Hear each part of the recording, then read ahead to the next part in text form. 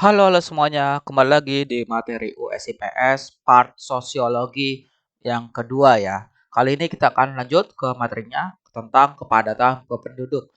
Kepadatan penduduk atau population density adalah perbandingan jumlah penduduk di suatu daerah dengan luar daerah dalam satuan luas tertentu seperti kilometer persegi dan mil persegi. Lalu ada faktor geografis yang mempengaruhi kepadatan penduduk antara satu daerah dengan daerah lainnya. Pertama, ada kesuburan tanah yang berbeda, lokasi, topografi atau relief, air, iklim, dan sosial ekonomi. Lalu kepadatan penduduk digolongkan menjadi beberapa macam. Pertama, ada kepadatan penduduk umum, di mana menunjukkan perbandingan antara jumlah penduduk dengan tiap 1 kilometer persegi luas wilayah yang ditempatinya. Lalu ada kepadatan penduduk agraris, angka yang menunjukkan perbandingan antara jumlah rata-rata penduduk petani setiap 1 kilometer persegi luas lahan pertanian. Lalu yang terakhir ada kepadatan fisiologis atau ekonomis, yaitu angka yang menunjukkan perbandingan antara jumlah penduduk yang dapat jam kehidupannya setiap 1 kilometer persegi luas kesatuan lahan produktif. Lalu ada pembahasan mengenai piramida penduduk. Piramida penduduk adalah grafik tentang penduduk berbentuk seperti piramida yang disusun atas dasar komposisi penduduk menurut umur dan jenis kelamin. Ada macam-macam bentuk piramida penduduk. Pertama, piramida ekspansif atau penduduk muda. Piramida yang menggambarkan sebagian besar penduduk berada dalam kelompok umur muda, di mana jumlah kelahiran itu lebih tinggi daripada jumlah kematian. Lalu ada piramida stasioner atau penduduk seimbang, yaitu piramida yang menggambarkan jumlah penduduk usia muda dan usia tua seimbang, jumlah kelahiran dan kematian rendah sehingga jumlah penduduknya tetap. Lalu ada piramida konstruktif atau penduduk tua, yaitu piramida yang menggambarkan jumlah penduduk usia muda lebih sedikit daripada penduduk tua, jumlah kematian itu lebih besar daripada kelahiran. Dan di sini ada bentuk gambar ya tentang piramida penduduk muda, stasioner ataupun penduduk tua. Ya, dilihat seperti ini gambarnya. Lalu ada piramida penduduk Indonesia, di mana secara umum bentuk piramida penduduk Indonesia itu piramida ekspansif, ya, yang penduduk muda. Atau bentuknya ini seperti limas ya, karena angka kelahirannya itu cukup tinggi daripada angka kematiannya. Sedangkan kalau di daerah negara-negara maju seperti Jepang, Amerika Serikat, dan negara-negara Eropa lainnya kebanyakan penduduk tua karena penduduk tuanya itu atau yang umur lebih tuanya itu lebih banyak daripada yang umur lebih muda. Lalu ada manfaat piramida penduduk. Pertama, mengetahui pertumbuhan jumlah penduduk suatu negara atau daerah, mengetahui jumlah penduduk laki-laki atau perempuan, mengetahui jumlah penduduk produktif dan tidak produktif, dan memprediksi jumlah penduduk suatu negara di masa depan. Lalu ada sex ratio atau rasio jenis kelamin dan angka beban ketergantungan di mana seks ratio adalah perbandingan antara penduduk menurut jenis kelamin dan berbagai gejala atau perangkat yang dapat dinyatakan dengan angka. Di mana seks ratio ini merupakan perbandingan antara jumlah penduduk laki-laki dan perempuan pada suatu wilayah dalam jangka waktu tertentu. Rumusnya itu seks ratio sama dengan L per P kali 1000. L-nya itu jumlah penduduk laki-laki, P itu perempuan, dan 100 itu konstanta kali 1000 ya. Lalu ada rasio beban ketanggungan atau dependency ratio, di mana angka yang menyatakan perbandingan antara kelompok umur non produktif dengan terhadap kelompok umur produktif, di mana usia produktif itu dari 15 sampai 64 tahun, sedangkan non produktif itu mulai dari 0 sampai 14 tahun dan usia 65 tahun ke atas itu sebagai yang non produktif juga. Ya, di mana rumusnya itu ADR sama dengan P0 min 14 plus P65 bagi P15 min 64 kali 1000, di mana DR-nya itu sebagai rasio beban tanggungan. Lalu P0 sampai 14 itu jumlah penduduk usia 0 sampai 14 tahun, P15 sampai 64 itu jumlah penduduk usia 15 sampai 64 tahun, dan P65 usia 65 tahun ke atas. Lalu ada angka usia harapan hidup, di mana rata-rata usia atau tahun hidup yang akan dijalani penduduk yang baru saja dilahirkan suatu negara, di mana di suatu negara misalkan ada angka kelahiran itu, angka harapan hidupnya itu 70 tahun. Berarti bayi yang baru lahir di negara itu rata-rata akan hidupnya itu 70 tahun. Di mana manfaat mengetahui angka harapan hidup ini sebagai indikator sosial ekonomi penduduk suatu negara atau daerah tertentu. Lalu ada dampak ledakan penduduk dan upaya mengatasinya.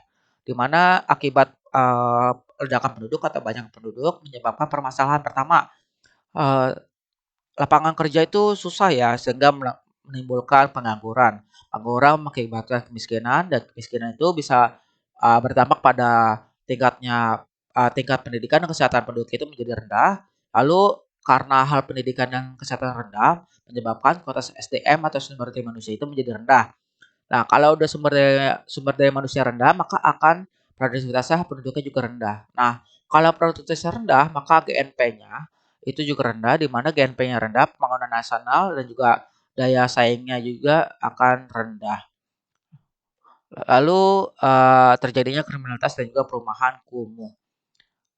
Nah, kita tahu nih bahwa akan terjadinya permasalahan akibat ledakan penduduk. Maka kita harus melakukan beberapa cara. Pertama di bidang ekonomi, program intensifikasi pertanian, di mana program perluasan lahan pertanian tanpa memperluas lahan pertanian tersebut. Lalu ada program pemerataan industri, pertumbuhan dan perkembangan industri kecil. Lalu ada bidang pendidikan. Ada program wajib belajar selama 12 tahun, lalu ada program beasiswa, lalu ada pendirian sekolah-sekolah formal. Di bidang kesehatan ada program KB dan peningkatan fasilitas kesehatan seperti posyandu, puskesmas, poliklinik, dan rumah sakit. Dan terakhir ada program penyuluhan kesehatan masyarakat. Lalu ada di bidang persebaran penduduk, di mana transmigrasi itu upaya pemerintah untuk memeratakan penduduk yang dari padat penduduknya ke daerah yang jarang penduduknya.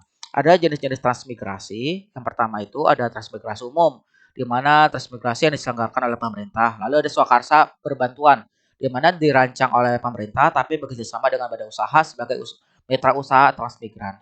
Lalu ada transmigran swakarsa mandiri, di mana transmigrasi yang sepenuhnya itu karena tanggung jawabnya dari prakarsa transmigrannya ya, bisa kerjasama ataupun usaha sendiri ya.